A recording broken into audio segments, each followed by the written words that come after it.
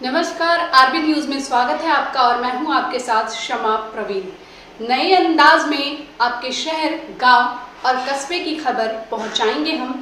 आप तक पहुंचकर आपकी आवाज उठाएंगे हम। आपके सरोकार से जुड़ी खबरें भी दिखाएंगे हम। सरकार तक पहुंचकर आपकी बात पहुंचाएंगे हम। तो बिहार की छोटी से छोटी खबर जानने के लिए सब्सक्राइब करें आरबी न्यूज चैनल।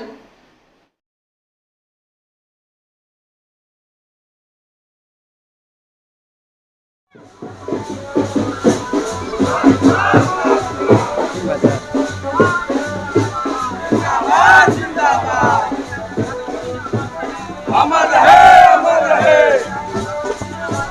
अमर रहे, अमर रहे।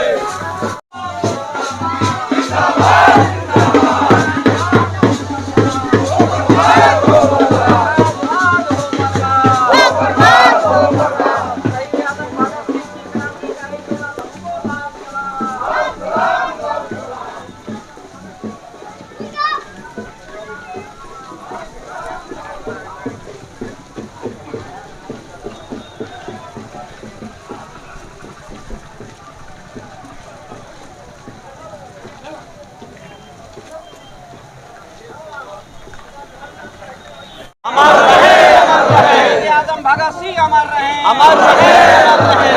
भारत की गंगा जमुनी तहजीब अमर रहे, अमर रहे, अमर रहे। भारत की गंगा जमुनी तहजीब अमर रहे, अमर रहे, अमर रहे। इनकलाब जिंदाबाद, जिंदाबाद, जिंदाबाद, इनकलाब जिंदाबाद, जिंदाबाद, जिंदाबाद। साम्राज्यवाद हो बर्बाद, हो बर्बाद, हो बर्बाद। साम्राज्यवाद।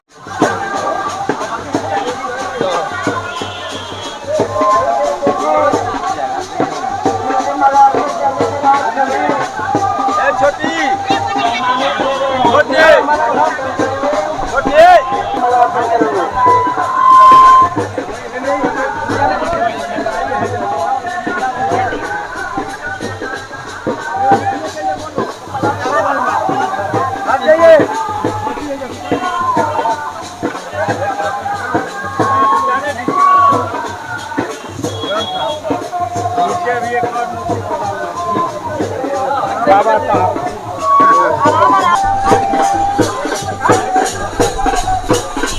और फैला के भी और फैला के भी हाँ।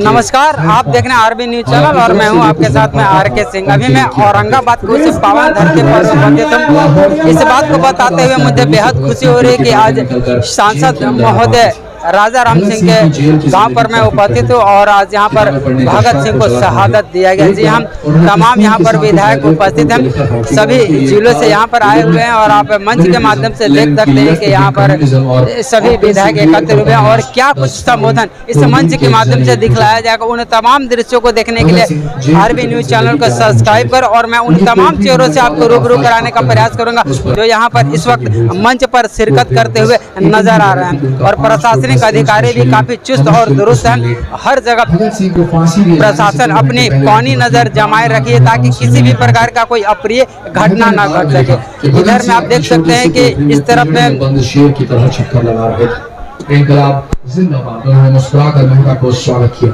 इस तरफ का दृश्य को मैं दिखाने का प्रयास करूंगा कि यहाँ पर सांसद महोदय के इस संबोधन को सुनने के लिए तमाम लोग यहाँ पर उपस्थित हो चुके हैं। देश को कोई संदेश देना चाहेंगे। भगत सिंह ने किताब से अपना मुंह हटाए बगैर कहा सिर्फ 2 संदेश, साम्राज्यवाद मुर्दाबाद और इनकलाब जिंदाबाद। शहादत समारोह की अध्यक्षता कर रहे ग्राम एकौनी के भगत सिंह स्मारक प्रबंध कमेटी के अध्यक्ष, इस मंच के अध्यक्ष साथी परशुराम जी, संचालन कर रहे रविंद्र कुमार जी, यहाँ पर मौजूद राजद के वरिष्ठ नेता पूर्व विधायक सुरेश मेहता जी, प्रोफेसर श्रीनिवास जी, प्रोफेसर नटराज जी, यहाँ पर मौजूद हमारे औरंगाबाद के सांसद जनता के आवाज अभय कुमार जी, यहाँ पर मौजूद विधायक अरुण सिंह जी, महानंद जी, गोपाल रविदास जी, ऋषि कुमार जी, फतेह बहादुर जी, भीम सिंह जी, डब्लू सिंह जी, अजीत कुशवाहा जी, मंच पर उपस्थित फतेह बहादुर सिंह जी,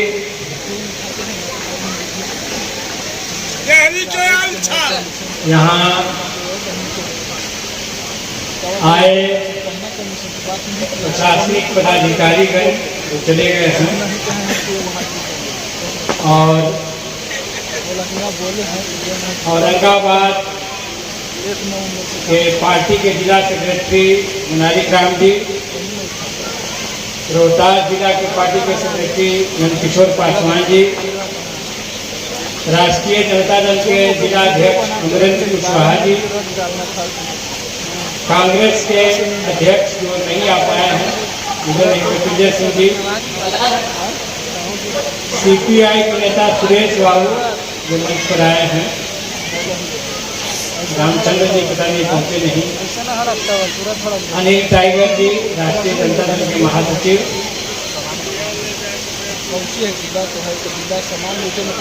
अरविंद यादव जी जिला परिषद सदस्य तो चले गए हैं लगता है,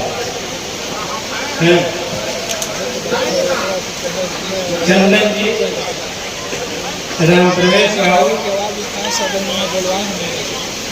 यहाँ पर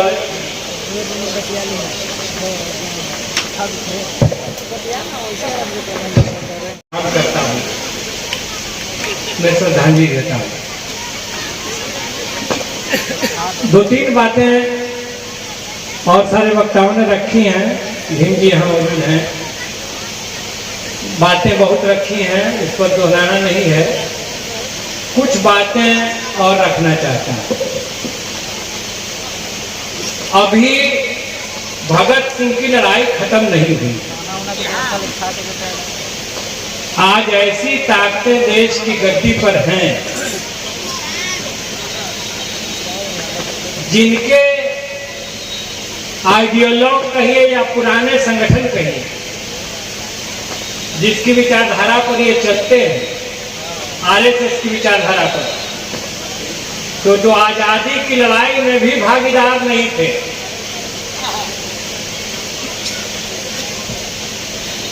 और आज भी वे भगत सिंह के देश को हमसे छीन लेना चाहते हैं। वो फिर से जो उस समय काम करते थे आज़ादी की लड़ाई में शामिल नहीं थे, लेकिन वो मौके की तलाश में रहते थे कि कहाँ कब कैसे किस गांव में दंगा छिड़े, उसमें हम भागीदारी निभाएं। और आज भी यही कोशिश में है। मैं दो बात कहना चाहता हूं। अभी हमारे प्रधानमंत्री अमेरिका गए थे और उन्होंने जो भारतीयों को हथकड़ी बेड़ी में भेजा गया वहां से, अमेरिका से, इस सवाल पर ट्रंप से बात नहीं की। ट्रंप छोटे छोटे राष्ट्र के अध्यक्षों को रिसीव करने अपने आए, लेकिन भारत के प्रधानमंत्री को रिसीव करने नहीं आए। और अभी अमेरिका ने कहा है कि भारत को हमारे माल के लिए अपना बाजार खोलना होगा। सस्ते दर पर खेती के उत्पाद उनके यहां से आएंगे और हमारे किसान मारे जाएंगे। तो यही तो ईस्ट इंडिया कंपनी करती थी। ईस्ट इंडिया कंपनी क्या करती थी? ढाका के मलमल बनाने वालों का हाथ काट लिया जाएगा ताकि इतना बेशकीमती खूबसूरत मलमल वो न बना सकें। और बर्मिंघम की फैक्ट्रियों के, ब्रिटिश की फैक्ट्रियों का कपड़ा इस देश में चल सके, जिस पर महात्मा गांधी ने खादी आंदोलन किया। तो यही कोशिश चल रही है फिर से, और इस पर हमारे प्रधानमंत्री एक शब्द नहीं बोले। और दूसरी तरफ ये ऐलान हो रहा है कि औरंगजेब ने जो उसकी जो मजार बनी है महाराष्ट्र में, हम उसको तोड़ेंगे। बाबरी मस्जिद के तर्ज पर पूरे देश में अभियान चला करके हम उसको तोड़ेंगे। तो फिर एक नफरती अभियान, फिर एक पूरा हिंसा का अभियान। और ये नाम गलत तरीके से ले रहे हैं। शिवाजी महाराज का, ये जो शाहू जी महाराज थे उनके पिताजी का, संभाजी महाराज का, तो उन लोगों के दौर में ही तो वो मस्जिदें बनी, वो मकबरा बना। उन लोगों को तो कोई दिक्कत नहीं थी। छत्रपति शाहू जी महाराज वो व्यक्ति हैं जिन्होंने सबसे पहले इस देश में, अंग्रेजी राज में, अपने यहाँ आरक्षण लागू किया विद्यालयों में। और कहते हैं कि जैसे मार्क्स के पीछे अगर एंगल्स नहीं होते तो मार्क्स दुनिया में मार्क्स नहीं होते, उनका साहित्य दुनिया में नहीं पहुंचता। उसी तरह से अगर शाहू जी महाराज नहीं होते अंबेडकर के पीछे, तो अंबेडकर नहीं होते। ये आप ध्यान दीजिए।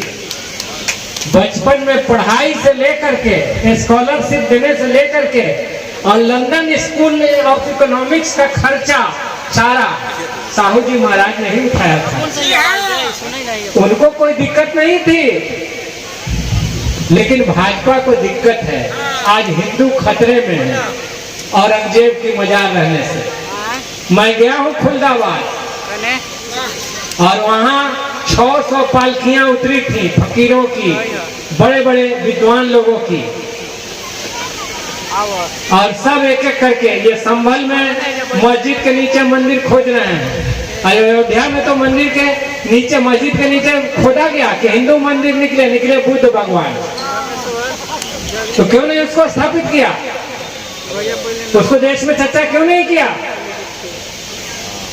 तो इसीलिए मैं कह रहा हूं कि एक बड़ा षड्यंत्र, जो असली सवाल है रोजी रोटी का, महंगाई का, साम्राज्यवाद के विरोध का, उस पर ये चुप रहते हैं। उस जमाने में भी चुप थे और आज भी चुप हैं।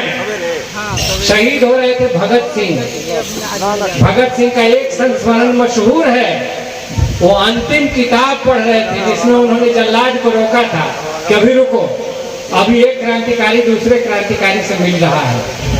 वो what is to be done, क्या करें, लेनिन की जो किताब है इसको पढ़ रहे थे और कुछ पन्ने बाकी थे। और भगत सिंह ने कहा कि रुको, अभी ये किताब खत्म करते हैं, उसके बाद चलते हैं। और किताब खत्म हुआ तो उसके बाद किताब को मोड़ा, कहो कि चलो।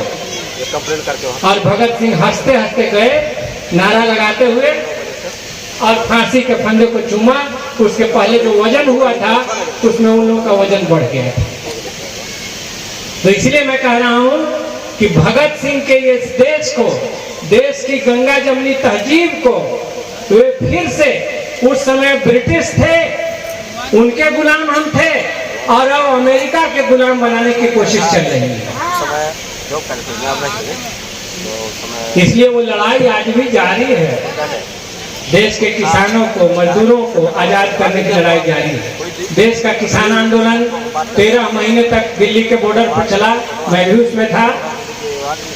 वो तीनों कृषि कानून जो वापस किए गए थे, अभी NPFAM, new policy framework on agriculture marketing, इसके तहत फिर से उन 3 कृषि कानूनों को लाया जा रहा है, भारत की खेती को विश्व बाजार के हवाले कर देने के लिए। उसमें मंडियों से लाभकारी दाम मिलेगा कि नहीं मिलेगा, उस नियम में ये बात की चर्चा नहीं है।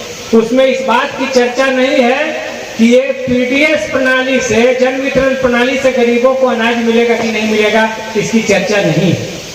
वे पूरे तौर पर मार्केट के हवाले किसानों को भी और गरीब मजदूरों को भी कर देना चाहते हैं। तो ये क्या है? देश में किसानों को भी कर्जा में डूब करके अपनी खेती गंवानी पड़ रही है, आत्महत्या कर रहे हैं, और भूखमरी में, गरीबी में धकेल देना चाहते हैं देश को। इसलिए मैं कहना चाहता हूं कि भगत सिंह, तुम्हारी लड़ाई आज भी जिंदा है, और हम उस लड़ाई को आगे बढ़ाएंगे, लड़ेंगे।